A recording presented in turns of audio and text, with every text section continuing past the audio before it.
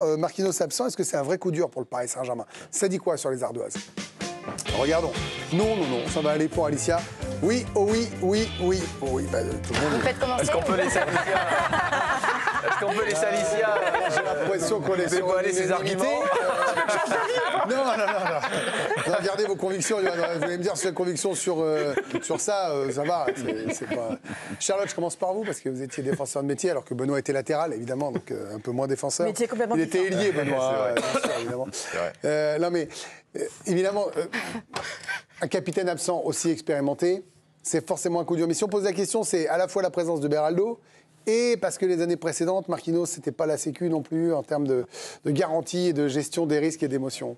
Coup dur parce que le duo Pacho et Marquinhos, il fonctionne incroyablement bien. Donc c'est plutôt ça, le fait de mettre... Moi, le débat, il n'existe même pas, mettre deux gauchers, etc. Moi, j'étais droitière, j'ai toujours joué axe gauche. Pour moi, il n'y a pas de débat. Oui, mais alors pourtant, on l'entend souvent, ce débat-là. Il y a deux gauchers qui jouent ensemble. Parce que déjà, il n'y a pas moins de gauchers que de droitiers. Oui, c'est vrai, c'est statistique. C'est plus étonnant. Mais en fait, moi, je préférais jouer à gauche en étant droitière. Donc pour vous, c'est pas un vrai problème? Pas du tout.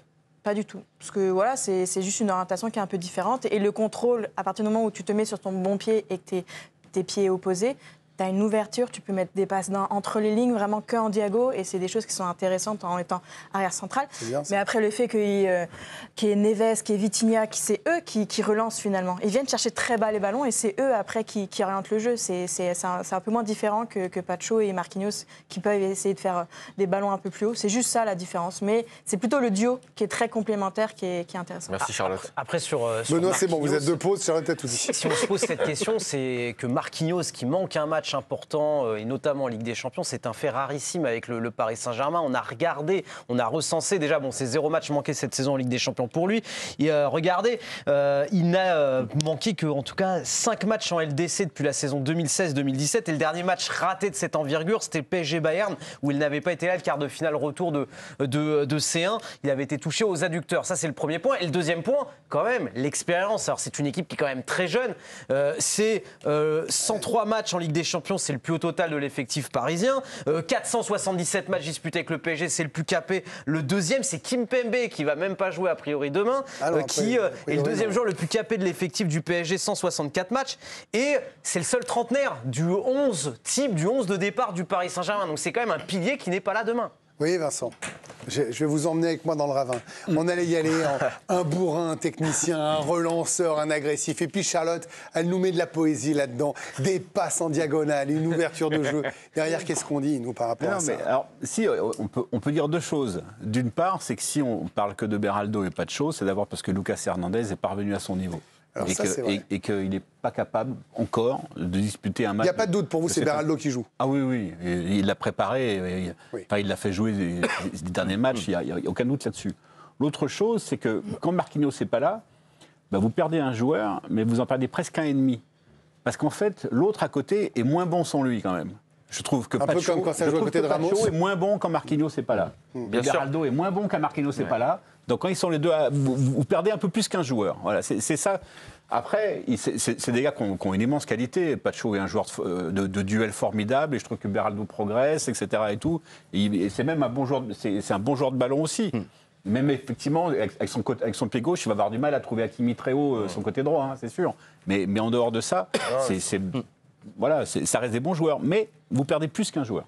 Ouais, où je trouve qu'ils sont, effectivement, je suis d'accord avec toi, Vincent, c'est qu'ils sont complémentaires, Marquinhos et Pacho. C'est-à-dire que quand il faut aller à la guerre, Marquinhos, il est intelligent. Il laisse Pacho y aller et Marquinhos, il couvre derrière. Et généralement, après, pour les relances, Pacho donne souvent le ballon à Marquinhos et Marquinhos fait toujours les premiers pas, soit pour la donner pour Vitinha. Ils sont ultra complémentaires. Là, effectivement, Beraldo va falloir qu'il se mette aussi au niveau, qu'il trouve cette complémentarité avec Pacho.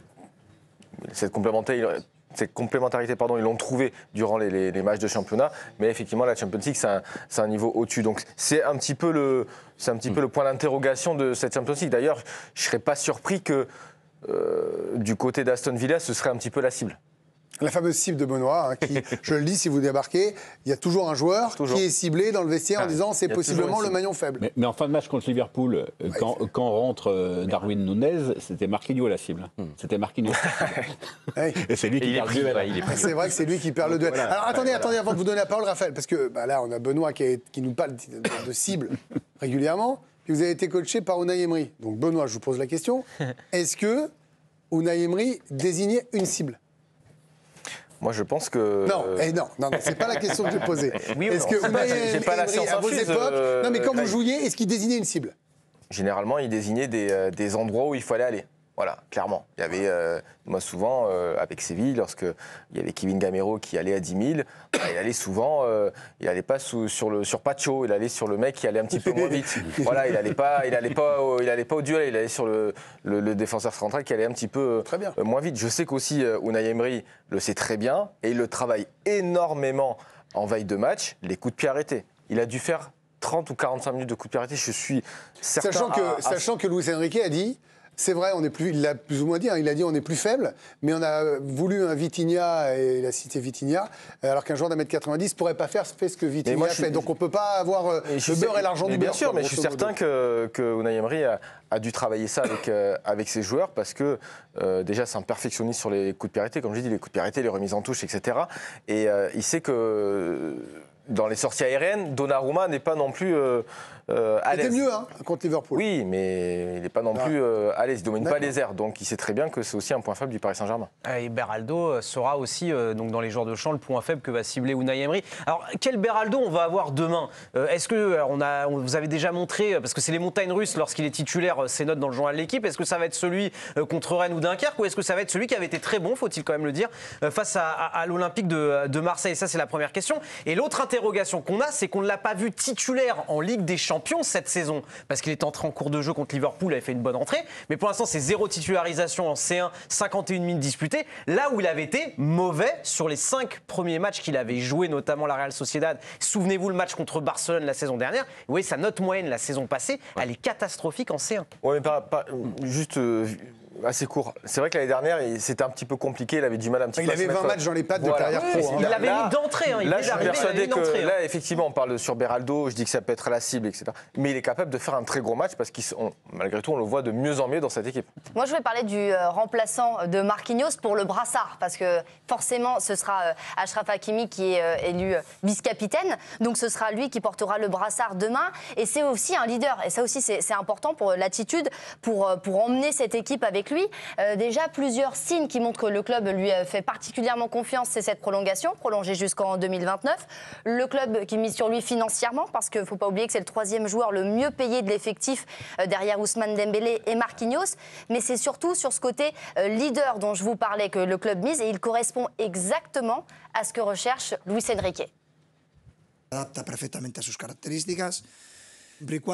Mon idée correspond complètement à ses caractéristiques. Il est vrai qu'il gagne en envergure dans le vestiaire, il l'est aussi en sélection, c'est très positif. Je veux voir des leaders pas seulement sur le terrain, mais aussi en dehors. Ahí es donde quiero ver a los líderes en el terreno y en el entrenamiento. Hakimi qui a déjà porté le brassard de capitaine à 7 reprises cette saison. Alors, il ne l'a jamais encore porté en Ligue des Champions, donc ce sera aussi une première pour lui. Mais à 26 ans, de toute façon, il n'y a pas de doute, c'est l'un des tauliers de cette équipe. Il est aussi très apprécié de ses coéquipiers, c'est ce que me disait Loïc Tanzi aujourd'hui, très apprécié du vestiaire. Dites-moi, Yohan Rioux, cette défense-là... centrale, parce que les latéraux sont quand même très haut niveau, voire parmi les meilleurs du monde, si force est de constater. C'est le point faible du PSG. Est-ce que c'est si grave que ça ? L'absence de Marquinhos, oui, absolument, parce que pour moi, c'est une saison et vraiment un moment tellement symbolique de l'histoire du Paris Saint-Germain, QSI. Et je trouve que c'est dommage que Marquinhos ne soit pas là. Il participe depuis quelques semaines à cette rédemption incroyable. Ça a l'impression que le Paris Saint-Germain récolte les fruits d'une thérapie, ou comme la thérapie est en cours, je trouve que c'est très psychologique. Et je trouve que lui, c'est tellement un des points cardinaux de cette équipe depuis 10 ans. C'est tellement une belle âme, une âme sensible qui a connu tellement de désillusions, tellement de soirs tragiques, entre guillemets, sportivement, tellement d'échecs. Mais il a toujours été là, il est toujours là. Le match contre Anfield, lui, il fait la boulette évidemment à la dernière minute. minutes, mais je trouve qu'il rameutait les troupes. Il était là. Et je trouve que j'aimerais bien vraiment que le Paris Saint-Germain aille au bout avec un mec comme Marquinhos, qui a tout vécu, qui a tout connu, comme le Paris Saint-Germain. S'il passe, il rejouera encore. Voilà, bien sûr. Oui, c'est pour ça que je dis, mais c'est pour demain, c'est triste, je trouve. Mais je trouve qu'on est tellement dans un truc à part ces quelques semaines que vit le Paris Saint-Germain, et ne pas l'avoir là, il va me manquer. Mais je trouve que pour Beraldo, c'est un soir extraordinaire. T'as 21 balais, t'as la confiance de Luis Enrique, il a montré Luis Enrique la saison dernière, et je trouve t'as Pacho en plus, pareil, qui fait une saison jeune, aussi. hein, Pacho aussi. Et je me dis Mais que vous vous rendez compte, quand même, Pacho et Beraldo, ils ont l'âge de Pépé, hein, à deux. c'est ça. C'est vrai que dit comme ça. Mais pour grandir, pour exploser aux yeux de l'Europe, pour Beraldo, je trouve que c'est un soir aussi parfait. Et puis, c'est pas la pression absolue, dans le sens que c'est pas le match retour, t'es pas à Villa Park, t'es pas en Angleterre.